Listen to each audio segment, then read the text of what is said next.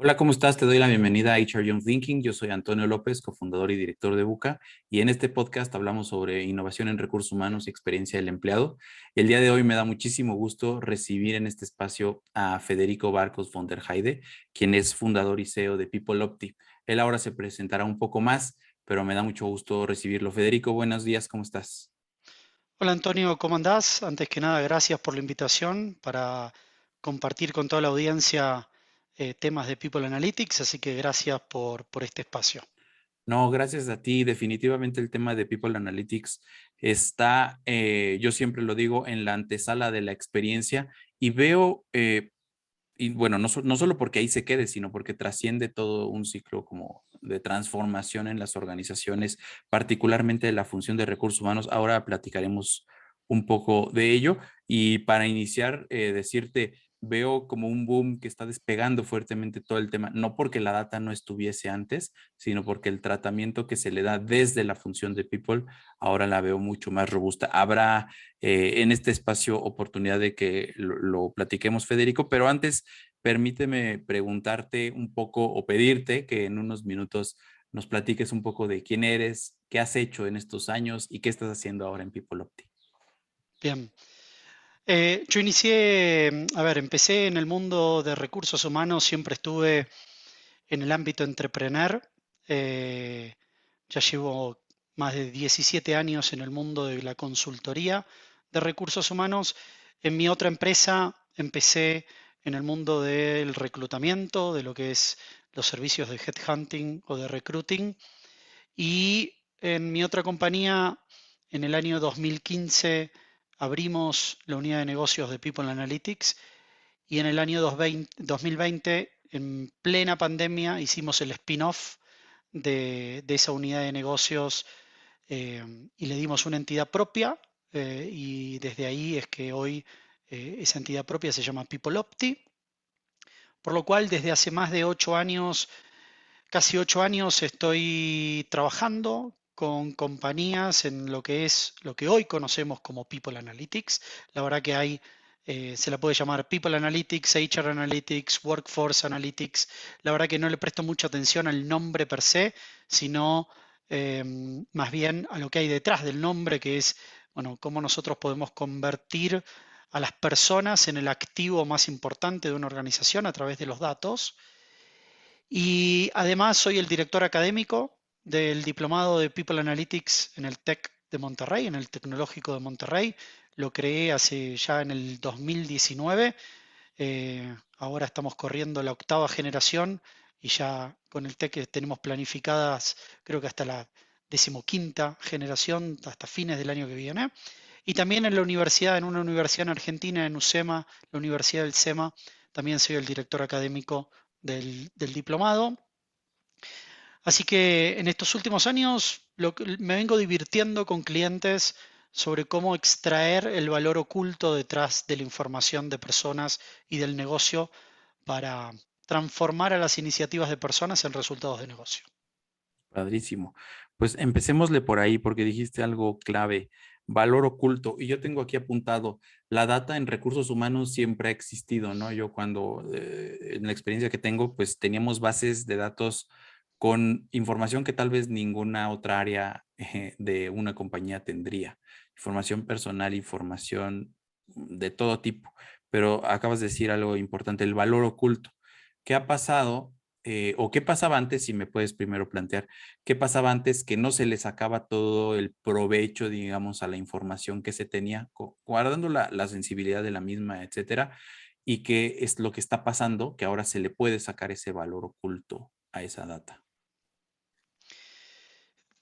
Venimos de un paradigma de recursos humanos en donde el arte de lo que es ser manager, el arte de liderar personas, eh, es un arte muy romántico, muy dependiente de las palabras, de lo relacional, de lo humano. Y, y en ese mundo el dato no tiene mucho lugar. Lo que está pasando ahora es que recursos humanos está siendo arrinconado por los directores generales, por los CEOs de las compañías, Porque el mandato que se nos está pidiendo es que seamos un área de negocio, ¿bien? En donde nuestro capital de trabajo son las personas, por ende, la entrega de valor tiene que ser distinta. Y si bien la analítica de personas no nos pide eliminar ese arte, la analítica de personas lo que nos pide es complementar ese arte con ciencia. ¿Bien? Es meter dentro de la ecuación a los números para que las decisiones que nosotros tomemos no estén fundamentadas solamente en base a nuestra experiencia, sino que también estén fundamentadas en base a lo que nos dicen los datos. Y eso, si bien parece ser fácil o parece ser normal, y muy probablemente muchas personas podrían decir, bueno, pero yo los datos siempre los vi, el tema es que, como te mencionaba antes, hay un valor oculto detrás de los datos. Las otras áreas funcionales están explotando la información de otra manera y están generando valor de otra manera. Y creo que ese es el gran desafío que tenemos para los próximos años sobre cómo nosotros vamos a dejar de ver a las iniciativas de personas como un fin en sí mismo, ¿no? Nosotros en recursos humanos el fin no es hacer la encuesta de clima, pagarle bien a la gente, ese no es el fin es, bueno, cómo nosotros cumplimos con los objetivos desde una perspectiva de personas, cuál es el aporte de valor que tenemos a las ventas, a los grandes desafíos de negocio, a la transformación de la compañía desde una perspectiva de personas. Así como marketing aporta ese granito de arena a través de los productos. Digo, el capital de trabajo del área de marketing son los productos, el capital de trabajo para recursos humanos son las personas. Ujú. Me gusta mucho esto que dices, porque robustece el arte que sigue siendo liderar o gestionar talento, pero basados en data. Ahorita que te escuchaba, me acordé mucho de una frase que no la tengo así de memoria, pero la traduzco de la siguiente manera. Entrevistaban a la CHRO de IBM, que después ahora está como profesora en la Harvard Business School, y ella decía, si nosotros logramos mejorar la experiencia del colaborador en un 5%, mejoramos también el delivery y la experiencia del cliente en tantos puntos. Pero los decías muy claro, las iniciativas de personas no son un fin en sí mismo, sino que tienen que mejorar y retribuirse con un impacto hacia el negocio. ¿Cuál en tu experiencia ha sido como que el reto más difícil para transformar, si cabe el término, la mentalidad de los líderes de recursos humanos para que aprendan a procesar, digerir y utilizar esa data como habilitador de negocio? La cultura misma. La cultura misma es el principal enemigo de la transformación. Ujú, ¿por qué? Em, te voy a dar algunos ejemplos y desde ya no quiero tener la verdad revelada, pero creo que tengo algunos fundamentos que pueden ir por ahí. Eh, Hoy todas las compañías están hablando de la experiencia del cliente. ¿Bien? Todos estamos hablando de esa caja negra que, que algunos la han abierto, otros la hablan desde una perspectiva romántica, pero una pequeña trampita en eso, que es que va a ser muy difícil que nosotros trabajemos en la experiencia del cliente si antes no hemos trabajado en la experiencia del colaborador. Va a ser muy difícil encontrar una cultura en donde al cliente se lo ponga en el centro de todo el proceso de toma de decisión con datos, pero que puertas para adentro sigamos con un paradigma viejo. ¿Bien? Es difícil tener esa escisión cultural o esa capacidad de ser ambidiestro que es para afuera lo hago de una manera súper digital, puertas adentro lo hago como lo hacía Un papel. en 1920, después de que Henry Ford inventó la línea de producción, ¿no? Va a ser difícil tener ese tipo de cultura. Pero la trampita no termina ahí. Y es que si antes la compañía no tiene una cultura centrada en el dato, va a ser muy difícil que pueda tener una cultura centrada en el empleado y va a ser muy difícil que pueda tener una cultura centrada en el cliente. ¿Por qué? Porque la experiencia del empleado sin datos es una fantasía. Son todas buenas intenciones que no tenemos ni idea si funcionan o no funcionan. ¿Bien? Entonces, es como decir que Amazon, cuando uno entra a la página de Amazon, todo lo que son las recomendaciones de productos que están orientados o que tienen la mayor probabilidad de compra por parte de quien entra, hay un analista en Washington en el momento que yo entro diciendo, uy, entró Federico, le voy a poner estos productos. Bueno, eso no existe. ¿Ven?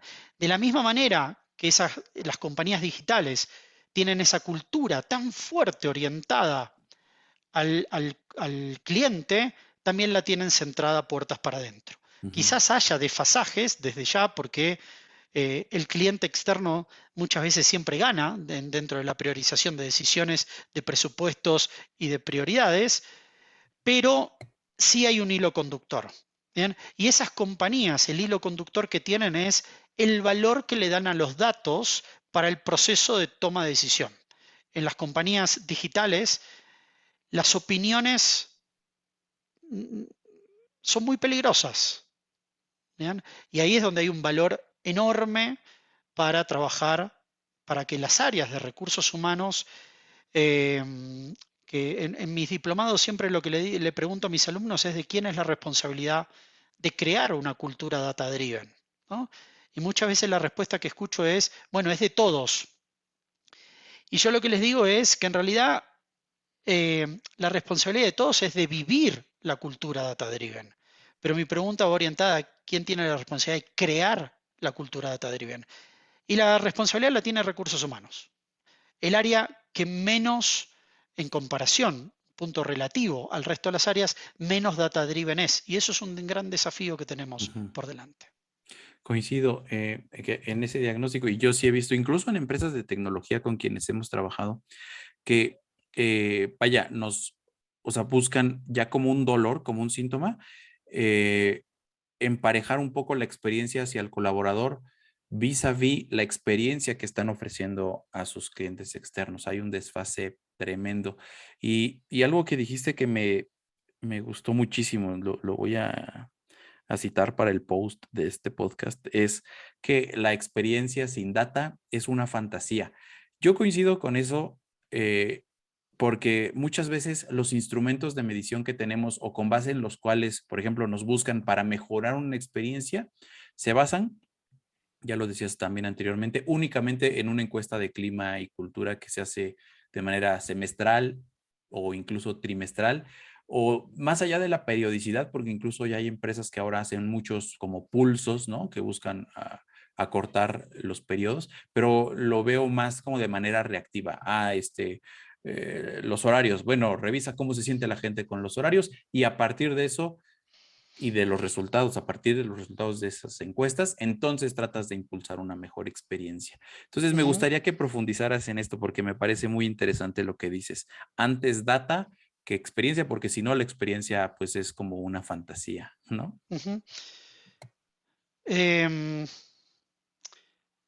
Te lo voy a explicar de esta manera. Eh, tu última y mejor experiencia es tu nuevo benchmark. Bien, es tu nuevo estándar. Bien, entonces, vayamos al ejemplo de Netflix. Bien, cuando vos abrís Netflix y abrís tu perfil de Netflix, las series que vos ves son las series que Netflix cree que vos vas a consumir. De por ahí, de las miles y miles de series, películas que hay disponibles hoy en Netflix. Bien, entonces, nosotros como consumidores nos estamos acostumbrando a la hiperpersonalización de los productos y servicios. ¿Bien? Ahora, ese es mi nuevo estándar. ¿Bien? Yo estoy acostumbrado a que lo que yo consumo es hiperpersonal. Y tenemos miles de ejemplos. Mencionábamos Netflix, Amazon, podemos ir hasta Facebook, cualquier tecnología o cualquier empresa con ese mindset digital, lo que busca es la hiperpersonalización para mí consumidor. Yo soy único. Ahora, eso es solamente posible a través de los datos. Eso no es posible desde una manera tradicional. Ahora, las áreas de recursos humanos, cuando no tienen datos, diseñan la experiencia en las generalidades. ¿Bien? Decir, bueno, voy a pensar en esta experiencia para todos por igual. ¿Bien? Y tenés una barrera. Como no tenés datos, no podés diseñar estrategias de la hiperpersonalización de tus productos y servicios. ¿Bien?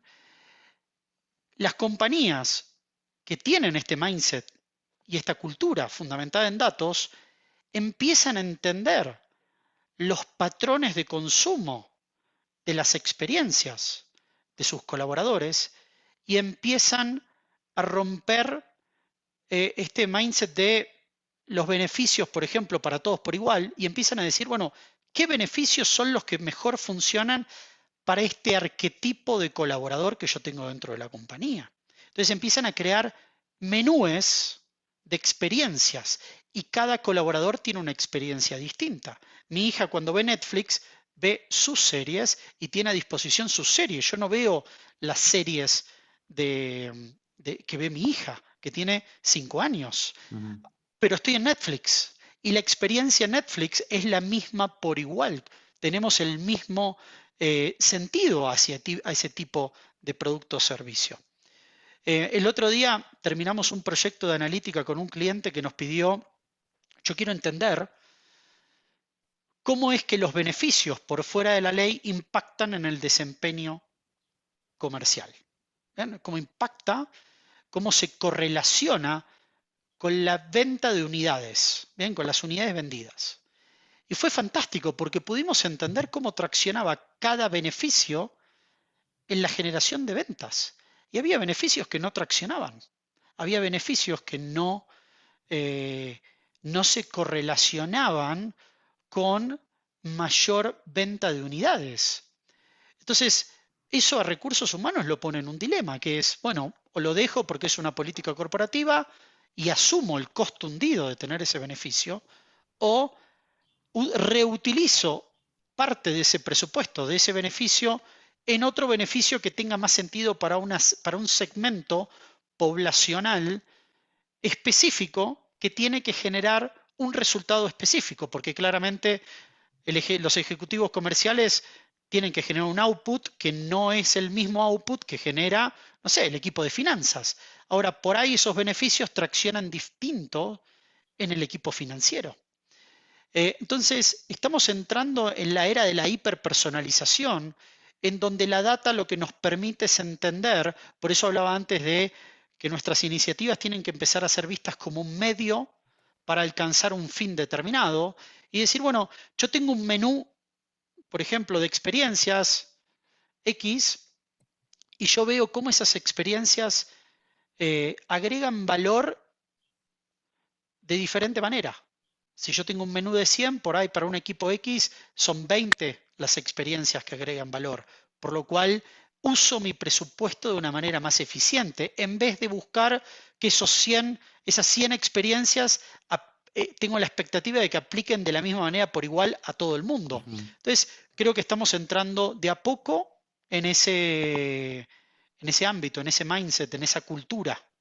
Claro. Y yo creo que tiene mucho valor esto que dices. Yo creo que en estrategias de compensación, pues lo puedes traducir muy o de manera más clara, ¿no? Haces un proceso, un proyecto de analítica para determinar cómo una estrategia de compensación funciona hacia los objetivos de tu organización.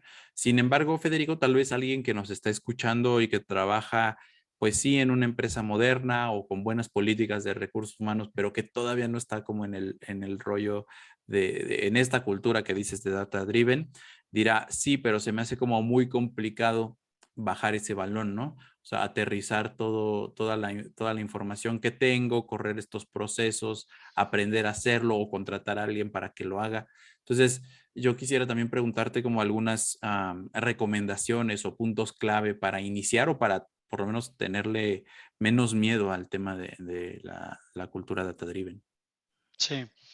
Es interesante tu pregunta, Antonio, porque de la manera que lo articulás a la pregunta, establece de fondo que la complejidad actual se va a mantener de forma constante en el tiempo, ¿bien? Versus la incomodidad de empezar a hacer una gestión data-driven. Ujú. Mi respuesta es que los gestores de recursos humanos van a tener que elegir qué tipo de complejidad van a querer administrar a futuro. ¿bien?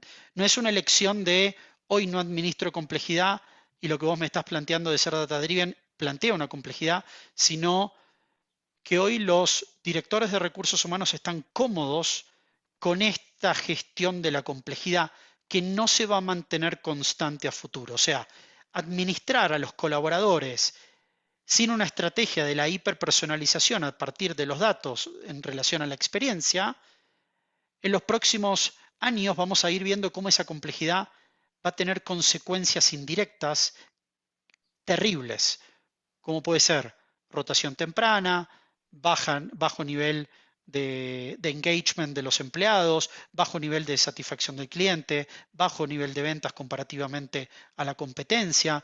Eso trae otra complejidad.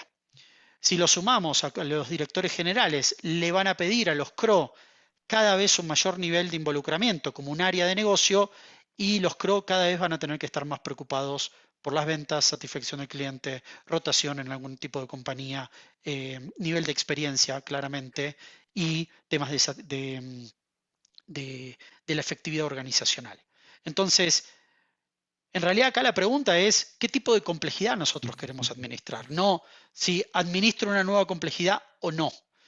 Entonces, la disyuntiva es esa es la dicotomía de la situación, en donde hoy estamos cómodos administrando esta complejidad que va a ir creciendo y que nos va a generar otras incomodidades versus entrar en un terreno totalmente nuevo para muchos gestores de recursos humanos, que es generar modelos de analítica avanzada, de estadística avanzada, por ejemplo, para predecir comportamiento humano, para poder predecir patrones de comportamiento, que es lo que predicen Netflix, Amazon, Facebook, Google, bla, bla, bla, bla. Esas compañías ya lo vienen haciendo hace muchísimo tiempo. Entonces, por eso no es una dicotomía de decir, quiero una nueva complejidad o no, sino qué tipo de complejidad voy a querer administrar. Ujú. Y yo creo que dentro de esas dos complejidades la respuesta es obvia, porque una implica o que quedes obsoleto como organización, que quedes obsoleto como profesional de recursos humanos, ¿no? Que, pues, digo, pierdas la chamba en una de esas porque la compañía de enfrente tiene ya este tipo de iniciativas. Y la otra es, pues, que te vuelvas más rentable para tu organización, que te vuelvas más rentable para ti mismo, desarrollando. Yo creo que cierras muy bien el círculo de lo que dijiste hace rato y aquí lo anoté, de que HR está como arrinconado, ¿no? Mucho talento, mucha guerra de talento digital, eh, la exigencia a la organización de volverte un socio de negocio y pues el mercado laboral que también está muy, muy enérgico en ese sentido, ¿no? Me gustó mucho esto que Y, dices. y te voy a poner un ejemplo de por qué la cultura es crítica. Eh, Hace 20 años atrás, General Electric, por ejemplo, era la Google de la era industrial. ¿Bien? Hoy le preguntas a cualquier joven en dónde le gustaría trabajar y General Electric no creo que aparezca en las primeras posiciones. ¿Bien? Eh, General Electric más o menos en esa época tenía un EBITDA de 40 billones de dólares. Hoy esa compañía desapareció, se descindieron todos los grupos y cuando vos te va muy bien, que te vaya muy bien es tu principal enemigo para el cambio, ¿no? Es decir, bueno, esto salgamos de ahora del ejemplo de General Electric, pero entremos en cuáles son las barreras culturales que tiene una compañía para entrar en el mundo de la analítica. El primero que yo he visto es que a uno le va muy bien, ¿eh? Que es todos los líderes dicen, me va fantástico, ¿por qué debería cambiar? ¿Por qué debería introducir algo que pone en riesgo mi status quo tan lindo, hermoso, cobro a fin de año todo el bono, el 150% del bono, me compro mi casa en Cancún a fin de año todos los años, me voy a Disney, fantástico, con toda mi familia? Ese es el principal enemigo. Entonces son muy pocas las compañías que a pesar de que les vaya muy bien, dicen, vamos a romper con algunos paradigmas que nos sirvieron durante muchos años, pero yo ya estoy viendo la tormenta que se me viene para adelante. Son muy pocas las compañías que pueden hacer eso. Sí, sí, y fíjate que coincido con ello, y cada vez veo más colegas, gente que nos escucha y que de repente me contacta por algo que escucharon acá o por algo que sacamos y dice, bueno, yo tal vez en este momento no estoy en una posición de liderazgo que me permita impulsar esos cambios y la vieja guardia, por así decirlo, que mantiene posiciones de liderazgo particularmente en nuestra función, no está tan abierta a trascender. Yo creo que lo que acabas de decir puede ser un gran consejo para que alguien toque la puerta, patee la puerta, de un golpe en la mesa y les diga eso. Pero, ¿cómo? O sea, vuelvo, no vuelvo, más bien, lo que quería preguntarte es, ¿qué hacer o cómo hacerle para alguien que no esté como en esas posiciones de liderazgo, pero que sea consciente de este necesario cambio? Porque creo que es de quienes más nos contactan y más nos escuchan, ¿no? Gente que sabe que la función tiene que cambiar, pero que no tiene como no sé si, no diría las agallas, más bien los elementos, la cultura, los conocimientos para hacerlo. ¿Qué les podrías decir a ellos? Arriesgarse a, en lo que en la jerga se dice como un quick win, ¿no? Un pequeño proyectito que a uno le permita agregar valor o mostrar valor, porque las transformaciones empiezan a partir. People Analytics es una caja negra para la gran mayoría de los gestores de recursos humanos. Todos escucharon hablar de la importancia de los datos, de la analítica, etcétera, pero todavía no han descubierto qué hay adentro de esa caja. No han tenido la posibilidad de tangibilizar de manera concreta, a decir, esto es la analítica. Entonces, mi recomendación es empezar con un primer proyecto pequeño, hasta quizás tratando de querer responder una hipótesis. Yo hablo de una hipótesis como una creencia organizacional que se ha convertido en una verdad a lo largo del tiempo. ¿Bien? Y cuando hablo de una creencia organizacional, hablo de, por ejemplo, con un cliente. Este cliente tenía la creencia de que las personas con un mayor fit cultural son las personas que tienen más probabilidad de quedarse en la compañía, en un proyecto de rotación. Entonces, cuando vos tenés esa creencia y cuando vos decís, si las personas que tienen más fit cultural tienen más probabilidad de quedarse en mi compañía, yo modifico todos mis procesos operativos. Meto un test de cultural fit en el proceso de reclutamiento, filtro a los candidatos en base al score que salga de ese test y yo empiezo a armar todo mi proceso de talent management en base a creencias convertidas en verdades. Pero lo que nosotros descubrimos fue que en esa hipótesis en particular, en realidad era todo lo contrario. Las personas que tenían mayor fit cultural eran las personas que tenían mayor riesgo de irse de la compañía, porque básicamente lo que estaba midiendo esta compañía a través del cultural fit era la orientación al servicio. ¿Bien?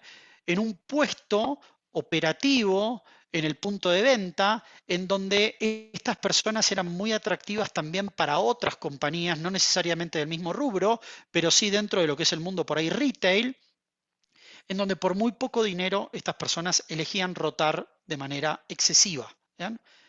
Entonces, esto fue choqueante para el cliente, porque de alguna manera lo que estaba diciendo es, yo mismo con mis decisiones estoy fomentando que la gente se vaya, porque yo dejo afuera a todas las personas que tienen un cultural fit bajo, elijo a todas las personas que tienen un fit alto para que sigan avanzando dentro del proceso, por lo cual yo con mis decisiones hasta estoy incrementando la velocidad de la rotación. Lo cual esto plantea un desafío enorme, hermoso, como gestores de recursos humanos, porque yo tengo que decidir, bueno, ¿qué hago? ¿Decido contratar gente que no tenga fit cultural? ¿Meto empleados sin fit cultural o sigo contratando con este parámetro, pero ahora yo tengo que hacer algo para que las personas que tienen más fit cultural las tengo que abordar de una manera distinta porque ahora sé que estas personas tienen el mayor riesgo. Cuando antes decía, bueno, si contrato por alto fit, se van a Se van quedar. a quedar. Y no es así. Entonces, por ahí empieza un proyecto buscando una hipótesis, algo que a uno le permita llevar a la mesa chica de decisión, no una opinión, sino un sustento empírico, por ejemplo, de cuál es la probabilidad de cuanto mayor scoring de cultural fit, cuál es la tasa de probabilidad de riesgo de salida de la compañía. Entonces, uno despersonaliza las discusiones. ¿Ven? Deja de ser la opinión de a quién se le paga el sueldo más alto y empieza a ser la data quien empieza a dirigir la conversación, en donde ahí sí ponemos nuestra experiencia, nuestro expertise, nuestros años de estar trabajando en la compañía alrededor del dato para ver cómo resolvemos ese problema.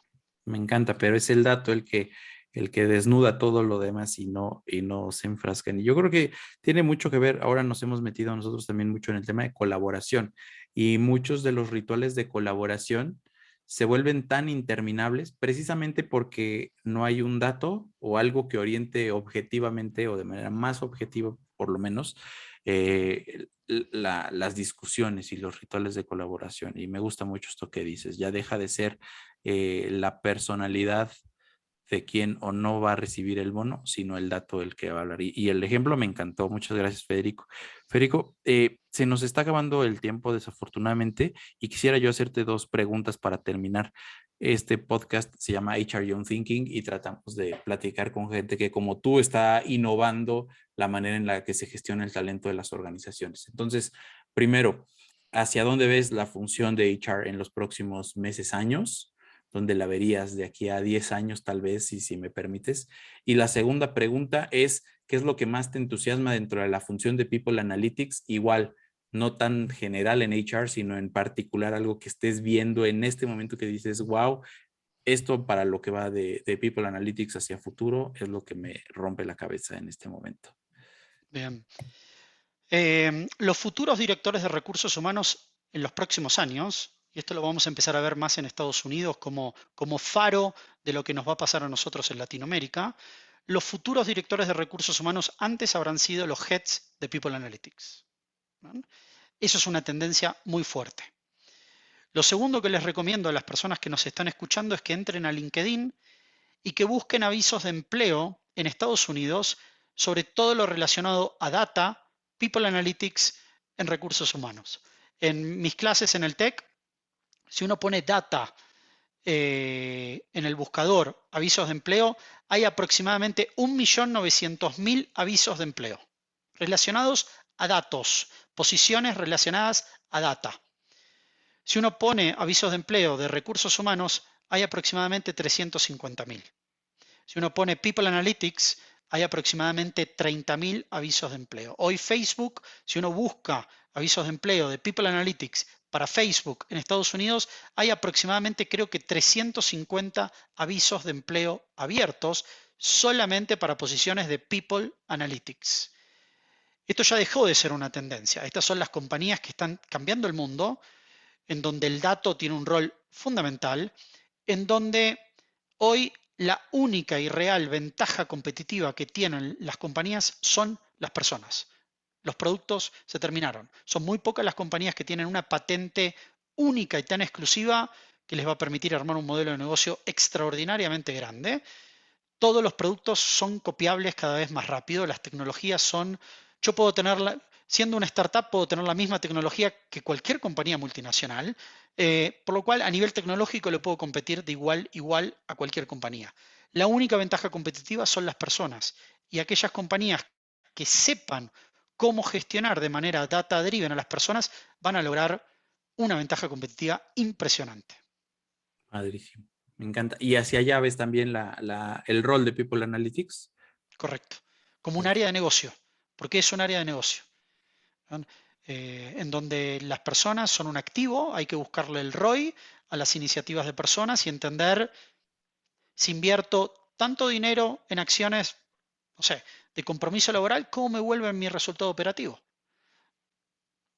Y creo que ese es el futuro del área de People Analytics, dar ese valor al área para generar una cultura data driven dentro de la compañía. Genial. Genial, Federico. Yo te agradezco muchísimo la generosidad de tu tiempo, del conocimiento que nos has regalado en este episodio. Y para terminar, me gustaría pedirte que nos digas dónde puede contactarte quien quiera saber más de People Analytics, tal vez acercarse a lo que estás haciendo en el TEC y en otros espacios para profundizar su conocimiento sobre este tema. Bueno, me pueden ubicar a través de LinkedIn, pueden poner Federico Barcos von der Eide o a través de mi mail que es federico@peopleopti.com. Buenísimo. De hecho, así te contacté y amablemente accediste a regalarnos estos minutos. Te agradezco mucho. Espero que no sea la última vez que charlemos en este u otros espacios y pues que tengas buen día. Gracias Antonio, gracias por la invitación y gracias a todos por habernos escuchado. Espero que te haya gustado el episodio de hoy. Si así fue, déjanos algún comentario, evaluación o comparte este podcast con tus contactos, amigos y familiares en cualquier plataforma en la que lo estés escuchando. Yo soy Antonio López. La música que escuchas es de los Highballing Daddies y el podcast es producido por Alejandro López. Muchas gracias y nos vemos la próxima semana.